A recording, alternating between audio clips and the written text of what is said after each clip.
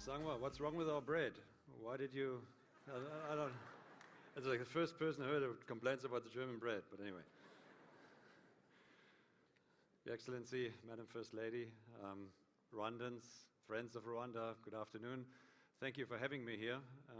I count myself as a friend of Rwanda. Even 2 years ago, got to name a baby gorilla in Rwanda, which I find very proud of.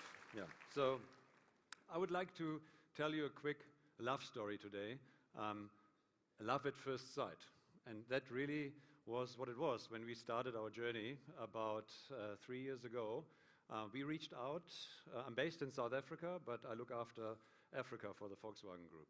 So we started reaching out to African countries through the embassies. And one day we went to Pretoria and visited one after another. And when we were at the Rwandan embassy, the ambassador, Vincent Karega, when I told him the story about, hey, are you interested to do something with us?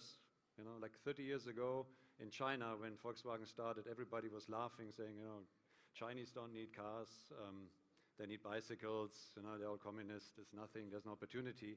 Today, we make 4 million cars in China alone and have 21 factories, and we would probably not be around if we hadn't started this journey.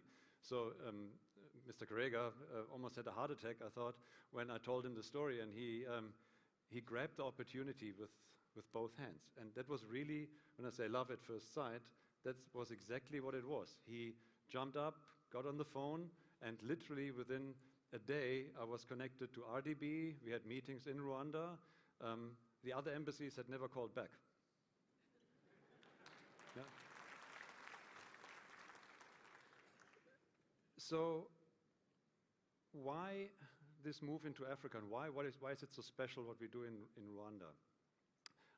When you look at Africa, there's only really manufacturing in South Africa. Now that's all great. You know, it's been there. We've been there for 58 years. We do about 80,000 cars that we sell in the country per year, and we produce about 160,000 cars in our factory there. And the rest of Africa is literally not existent as an automotive manufacturing base. North Africa, for European manufacturers, is more Europe than Africa. Like Morocco is the only other base. So when you look at the rest of Africa, there are 3 reasons why there is no manufacturing. And again, in South Africa, 7.2% of the GDP is automotive, 100,000 direct jobs in the factories, 1 million jobs connected to that. So it's a very important industry that helps to diversify the economy. So we looked at Africa, and the 3 reasons that there are 1, used vehicles that are being dumped. Second is bad fuel. And third is affordability. Now, when you look at these points, all of them are addressable by policy and by political will. So when we started this journey, we started with Rwanda for a reason, because Rwanda has the political will to not rely on the second-hand discarded vehicles from Japan or Middle East. By the way, South Africa imports 0 used cars, 0. And it's not about poor people, it's not about have access to mobility. That can be done differently, okay? But you can build in your country, and the minister just said, there's a way of doing it. You just got to start somewhere, and you'll get there. Bad fuel, all your fuel gets imported from Middle East. Buy the right fuel, or go green, go in bio. So there's ways of doing this. And thirdly, affordability. And that was really the point where we started interacting with Rwanda strongly, because the idea came up, what if we don't necessarily make our business to sell vehicles predominantly, but to offer mobility? There are only a couple of thousand people who can afford a new vehicle, but there are millions of people who need to go from A to B and have some money in the pocket. So what if you access this market in Rwanda? And that's what we started. And now we have a company called Volkswagen Move, which is based in Kigali.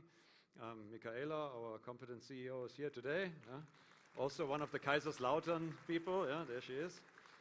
And so the whole story of, you know, it's landlocked, it's small, and it doesn't matter.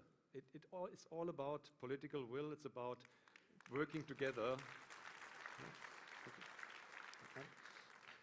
And we have we've had an unbelievable learning curve in the last 2 years. We've been in operation now for 1 year, and we're still learning. But the key learning for us is, and that's what I always hear when I go across Africa, we get presidents to come and talk to us and say, man, we don't want to be last. If you're already in Rwanda, why, we don't want to be the last country in Africa that you are building a factory in. So Rwanda has really been such a lighthouse effect on our business in Africa. So what we're doing in Rwanda now, what is the relevance of it? First of all, building cars is important. You got to start small, you got to grow an industry, you got to localize parts, offer mobility. Mobility really is a way of getting more demand created, because mobility turns over vehicles faster. And by the way, the cars that you build today will be used cars next year and the year after, so you don't really have to get them from the Middle East. And the big plan, and that's why I'm so grateful to work with Rwanda, because of your leader who has this vision about Africa working together. We're talking about something what we call the Airbus model, where you can share the value chain between your neighbors and everybody wins. In a sense, Rwanda does maybe electric cars, maybe software.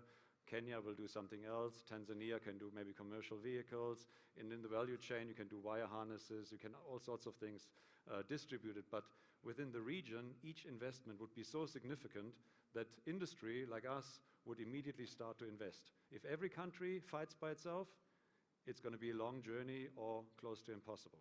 So this journey that we started in Rwanda was spectacular for us. I'm very grateful for the opportunity to speak here today again.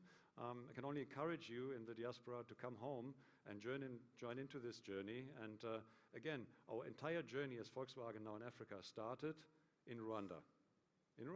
So proud of that. Thank you very much.